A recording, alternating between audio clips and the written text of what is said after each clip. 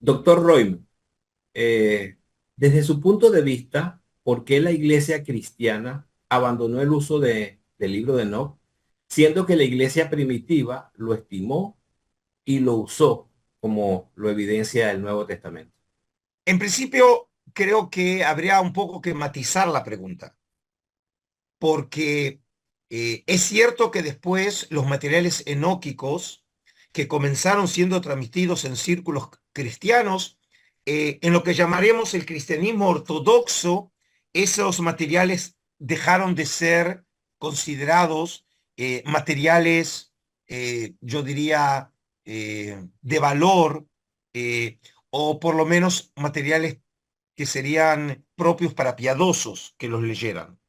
Sin embargo, hay que recordar que en otro cristianismo, que es el cristianismo etíope, no solamente esos materiales siguieron siendo transmitidos, sino que incluso el libro de Enoch es un libro sagrado en la iglesia de Etiopía.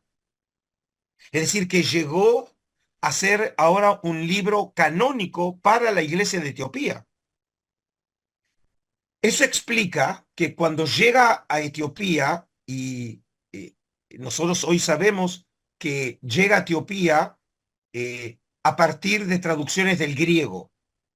Por ejemplo, nosotros tenemos secciones de libros de Enoch en griego, incluso en manuscritos del siglo IV, que es precisamente la lengua que permitió transmitir y difundir fuera de la tierra de Israel la obra enógica.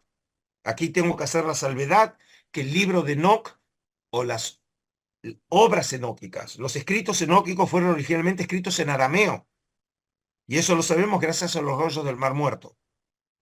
Es decir, que del arameo en algún momento empezaron a ser traducidos al griego, y del griego llegó finalmente al etíope.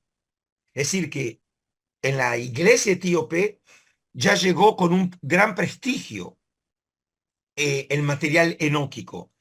Y eso probablemente refleje la manera en que ciertos círculos judíos antiguos, incluyendo la comunidad del Mar Muerto, veían los escritos de Enoch.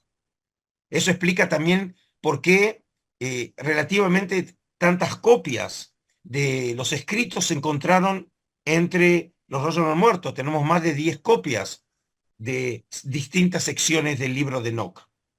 Ahora, ¿y qué pasó en el cristianismo ortodoxo?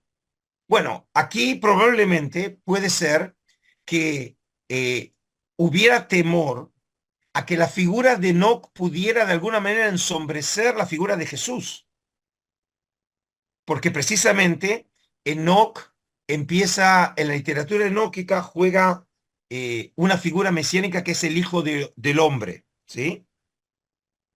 Por ejemplo, lo tenemos así en las parábolas en el libro de las parábolas de Enoch, la figura mesiánica que tiene incluso elementos o características de un ser eterno, ¿sí? Aparece en esa obra, y hay una gran discusión, digamos, cuándo se escribió esta obra. Algunos creen que probablemente en el siglo primero de nuestra era, otros creen que incluso que es una obra más tardía. Alguna vez alguien consideró que esa sección es directamente un escrito cristiano.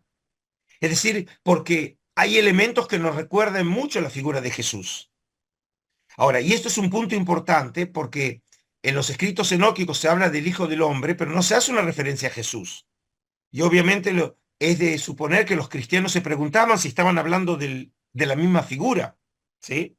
Puede ser que en ciertos círculos se veía que el libro escrito enóquico anticipaba la figura de Jesús, y en ese sentido entonces podía serles de interés. Pero esto me recuerda que sucede también algo parecido en esto, como una figura empieza a ser considerada como una amenaza a la figura de Jesús, y está la figura de Melquisedec, también en el cristianismo antiguo, que es considerado en círculos ortodoxos cristianos a los melquisedianos como una herejía. Eso lo conocemos, por ejemplo, por los escritos de Orígenes, ¿sí? El gran padre de la iglesia del siglo IV de Cesarea. Así que probablemente estas polémicas que se generan en derredor de la figura de Enoc, si acaso es un preanuncio, un prototipo de Jesús, o en realidad la figura de Enoc puede serle rival a la figura de Jesús, puede ser, obviamente no sé si la respuesta es la correcta, pero puede ser que ese temor a que le haga sombra a la figura de Jesús eh, puede haber generado, en este caso, en ciertos círculos ortodoxos cristianos, un rechazo para seguir transmitiendo esta tradición.